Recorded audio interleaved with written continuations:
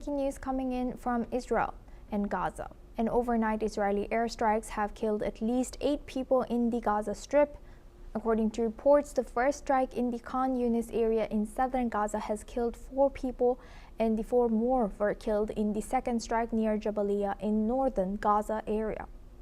The strikes come after 5 gunmen approached troops on the Israeli side of the Yellow Line last night, and the IDF said that it was a blatant violation of the ceasefire.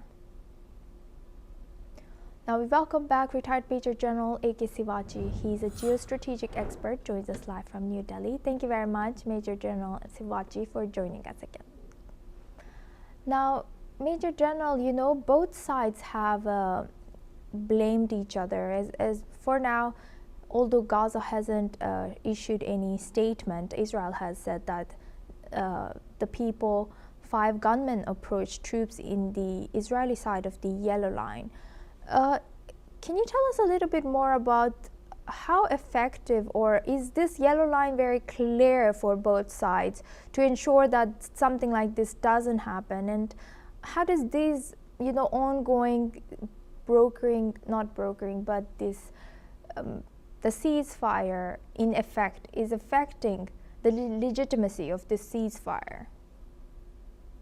Yeah, Suma, 3-4 points. First of all, not denying the fact that the peace talk took place and then peace agreement was signed. It had basically in 3 phases. The phase 1 was basically the ceasefire and also return of the hostages, and Israel falling back on a yellow line. And the second phase will be basically demilitarization as well as disarming Hamas. And third will be reconstruction activity in Gaza. Now, as far as the first phase is concerned, that's the one which we are talking about, where the hostages by and large have been returned, or their dead bodies have been sent back to Israel. Now, Israel is on the yellow line, but there are reports which are coming that at time the yellow line is crossed by the Hamas again, and that is where the firing takes place. Whereas the Gaza has been always accusing Israel is using force, and they are crossing over from yellow line and hitting the civilians. The mainly death are of the either the civilians which are there or the people who are from the press. So these are the conflicting information which we're getting. But the main point is, what is the roadmap now? Now the point is that after the phase 1 by and large is over, the phase 2 is to start. The board of peace has been already started by Donald Trump, that has about 18 countries, that will be given a task of disarming and demilitarization of Gaza. And that is a very tricky issue, because most of these countries which have been part of board of peace, wherein the apex body is controlled by Donald Trump, and it has got executive members like Marco Rubio and Jared Kushner, as well as the ex-Prime Minister of UK, Tony Blair.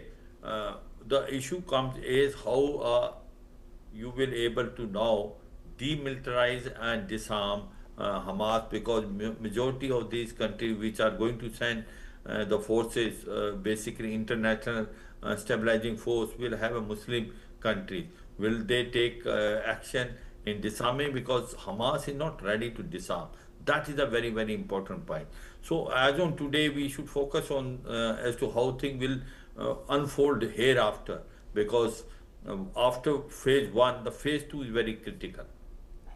Yes, we will be eyeing that. Thank you very much, Major General, for staying with us. Please stay with us as we come back to you. Now we stay on this area. Protesters in Israel are calling for an independent state inquiry into the events of October 7, 2023. Demonstrators recently gathered in Tel Aviv, city of Israel, chanting slogans and playing drums to demand accountability. Some protesters carried images of victims from the attacks, while others wore masks of prominent global leaders.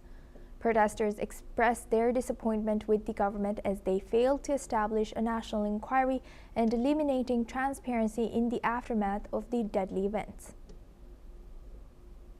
I'm here tonight to protest because I want to make sure that our government actually cares about the people, that they stand up to the law, and that they make sure that the democracy stays a democracy, that they are not above the law, that when somebody wants to criticize why people died in a war, that somebody actually checks and makes sure the facts and makes sure it doesn't happen again. I want a Jewish state for my children to be able to live in, not a place where it's run by religion. I went out of the streets to protest against the government that decided not to establish a national committee of inquiry to investigate the events of October 7th and the decade that led to October 7th.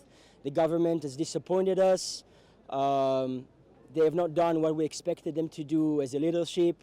The feeling that I'm feeling specifically is that they abandoned us. They don't care about the people of Israel. They don't care about the interest of the people of Israel. Now we welcome back retired Major General A.K. Sivaji. Thank you very much, Major General, for staying with us. Now, how important is it for Israeli government to look into the shortcomings that has led to the October 7th, as they claim they are the only democracy in Middle East and they are the one of the best. They have one of the best defense systems or military systems. Where's the accountability? Absolutely, Summa, there is no denying the fact what happened on 7th October was a genocide which was created by Hamas. But the surprise attack which was launched by Hamas, it found the Israeli intelligence and Israeli defense forces wanted. They were on the back foot. Their reaction was very, very poor. And 3-4 things stand out. Now the point is that the intelligence was given about a possible attack of Hamas by the US as well as by the Egypt, whereas the Israelis have not taken it seriously.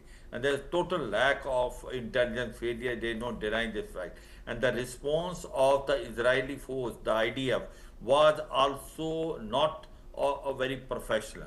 They possibly have not able to react in a more effective manner, and there are a number of casualties which have taken place due to a friendly fire. So there were almost more than 1,200 people killed, and about 250 people were taken as hostages by the Hamas.